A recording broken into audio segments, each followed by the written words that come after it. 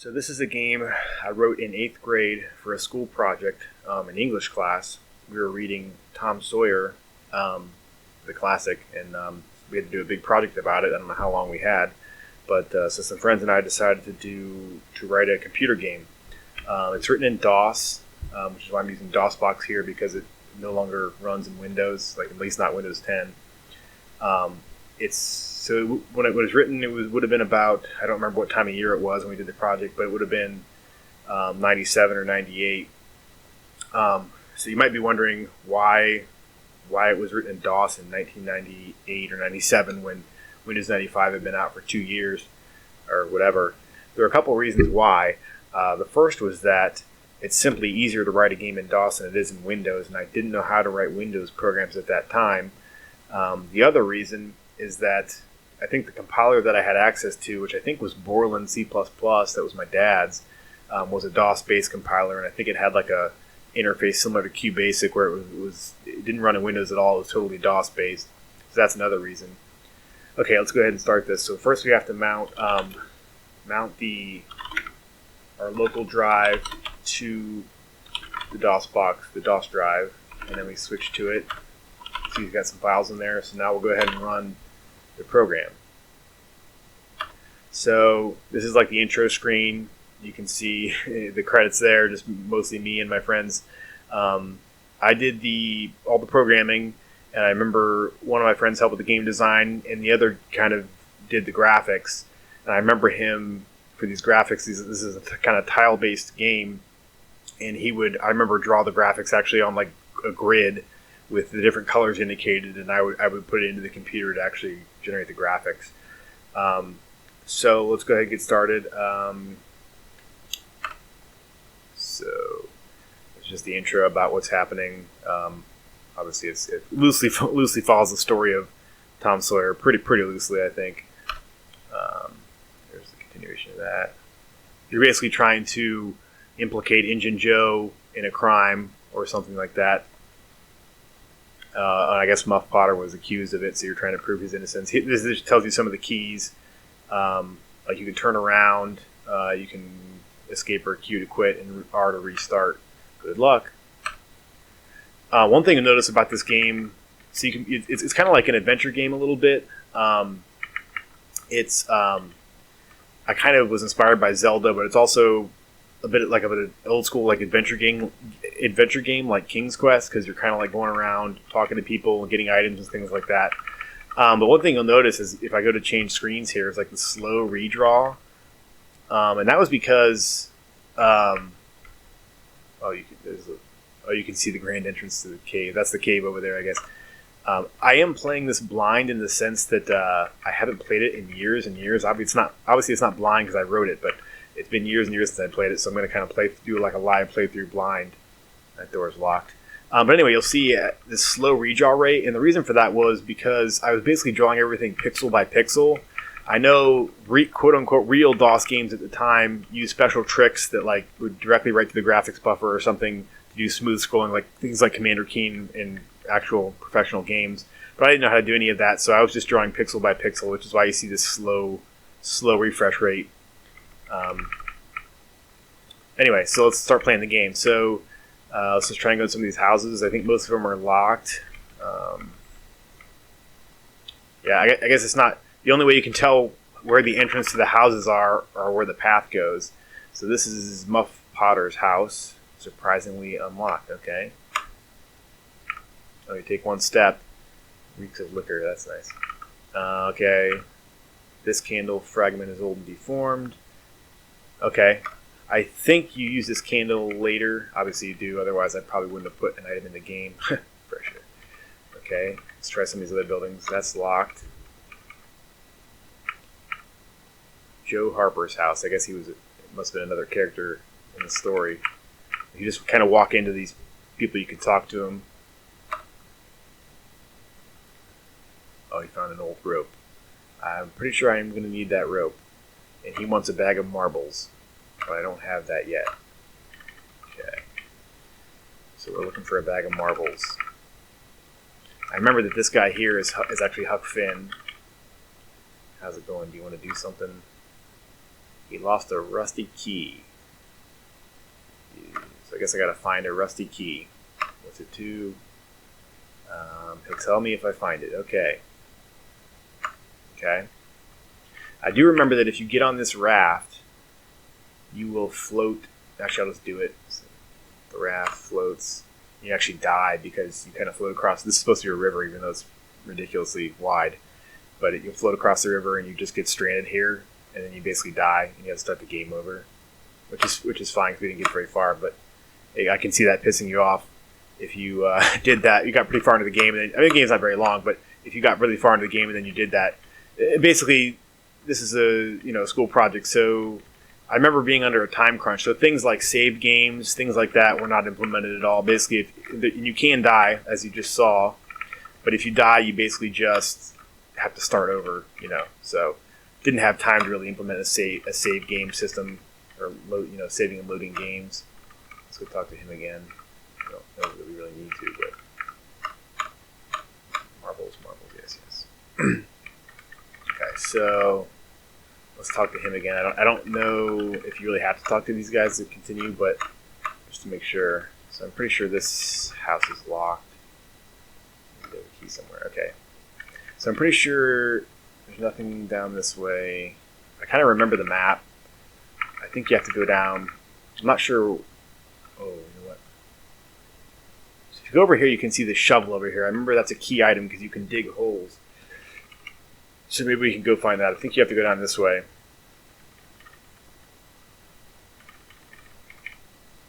These gravestones, I remember, these are actually the names of my middle school teachers with like made up dates.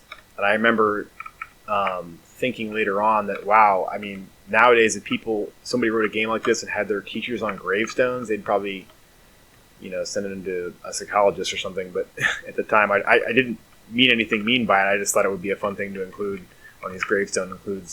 Include my teachers' names. I remember there's something with this house. It's locked, but I think you can find the key. That might be what Huck's key is for that house. It's over here. I don't know if this goes anywhere. I remember this part of the map over here is like just a big maze. Okay, this doesn't go anywhere. I don't think there's anything up here. Okay. Let's go back down.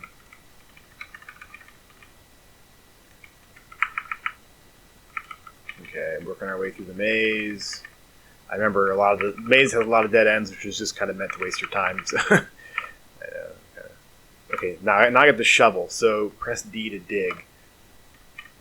So I think if you dig holes, yeah, there's the holes, and I think those actually stay. Like if you go back to that screen, those holes are still there unless you die, of course, then they reset. But so I think, and I remember you have to dig at some point. You have to dig inside of a building. But I think right now I can dig and find Huck's key. He's looking for a rusty key. Let me go talk to him now that I have the shovel. Maybe he'll give us a hint.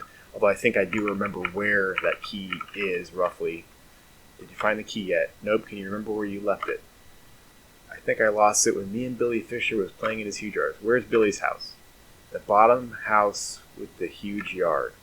Okay, I'll let you know when I find it. So I think that's the first step, is to find this key. So we're going to go over here. I think it's over here. I think this is supposed to be Billy Fisher's house here, and this is kind of his backyard. So I think it's over here somewhere. It might even be in this corner. Yep, that's it. Rusty key. Okay. Boy, Huck will be glad. Okay, let's go back over to him, show him this key, and maybe he'll tell us what it's for.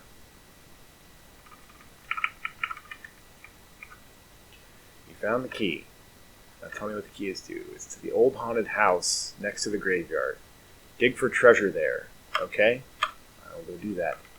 Yeah, I remember the raft over here. You can't go on it until you get, I think, a rope. I think you get that rope from Joe Harper, or whatever his name was. You get his rope, and then you can go over on that raft. I don't remember quite what's over there, though. But I think it takes you to an island that's in the story. Okay, there's the rusty key. Go inside here. I think you have to dig around in here. I remember you can... Oh yeah, T turns you around. So like that was done so that... You see how his feet are turning around? That was done so that you can... Like you can't dig on these boards, but you can dig in the spots. So that was done so let you dig easier. Okay.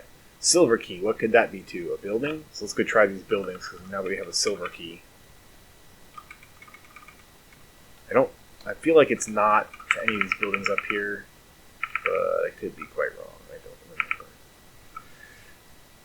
Let's try this one. Oh, yep, silver key. All right, first try. Okay, what's the point of this? I think like you have to dig somewhere and pry up floorboards, maybe, but I'm trying to dig in like every spot here. Turn around.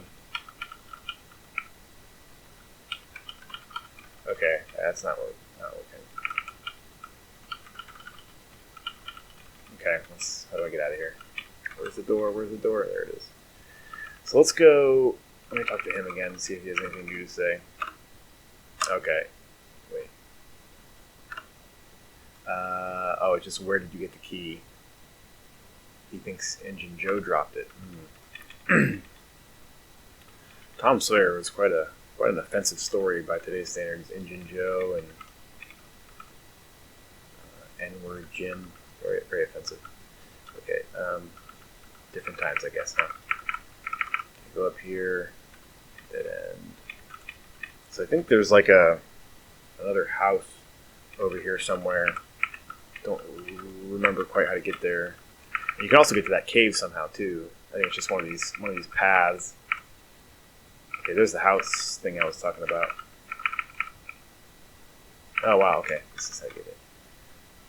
Oh, it's a tannery. Now what's in here? Oh, okay. I remember this slab of steel. I think you use this like as a flint. I don't know if you actually get a flint, but you use the steel to light that candle. Another thing that's missing from this game that I don't think is in the game is a way to actually look at your inventory. I don't think that's in the game. I didn't see anything about it in the starting message, and I don't think I had time to put like an inventory in it. I'm not really sure what to do.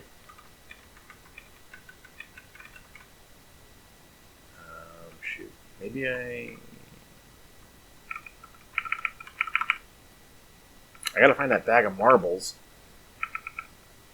I don't know where that is. Oh, you know what? I have the candle and I have the steel. I think that's all you need to go into the cave. And I think that bag of marbles is actually in the cave. So let's go look there. Although I do remember that if you don't have what you need to go into the cave, which I think we do, but if you didn't, I think you die and have to start over. So hopefully that doesn't happen. But if it does, I will just start over and edit that part out. I think this goes to the cave. Yes. No. Oh, what's this? Is this a rock? Is this anything?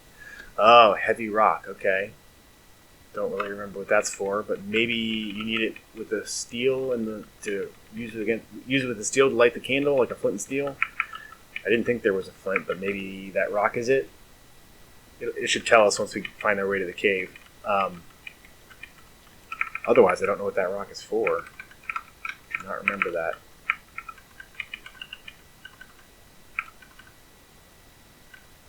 Okay, where am I going here? See, I made this deliberately, like, convoluted. It's actually, the whole map is really small. You've basically already seen the whole thing. Okay. You strike the steel on the rock. Yes, so that's what the rock was for. Light the candle. Okay, good. So I didn't die, so that's good. I distinctly remember that this cave was 4 screens. I don't remember. You have to dig in here. I think the bag of marbles is just kind of like lying in here. There it is. I think that's it. So we grab these marbles. Take the bag of marbles. Laying here. Okay. He wonders why it was here. Yeah, I don't know why there would be a bag of marbles in a cave. I guess, don't know what I was thinking with that. I guess blow the candle out. Okay. If I can go back in there. I think you have to go back in there later. In fact, I think that's where the end is. Of course, we got to work our way through this maze.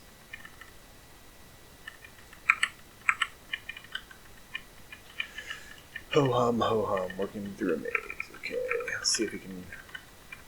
Okay, so we need to go give this bag of marbles to Joe Harper.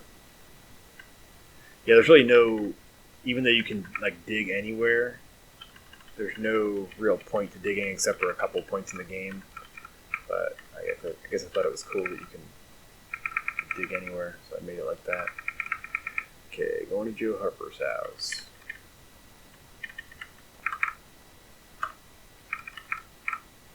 Find any marbles yet? Well, as a matter of fact, I did.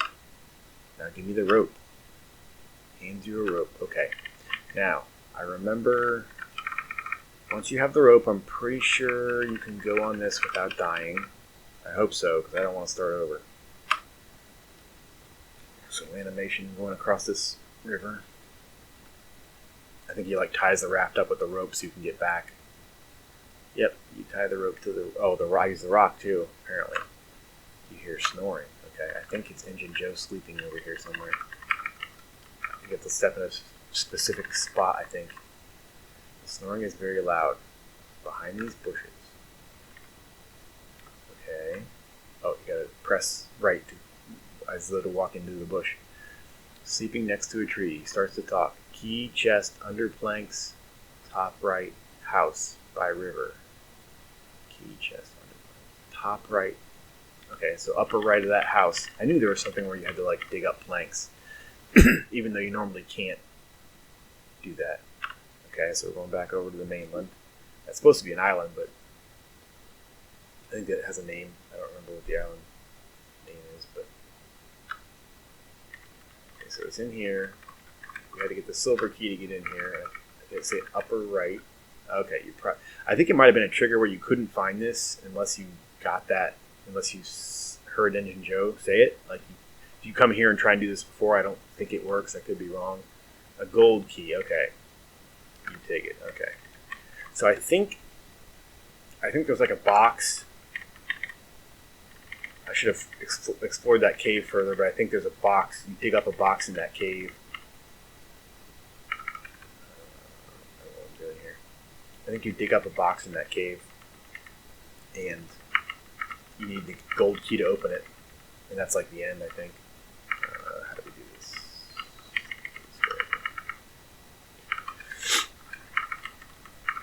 Okay, walking along, doing the maze again.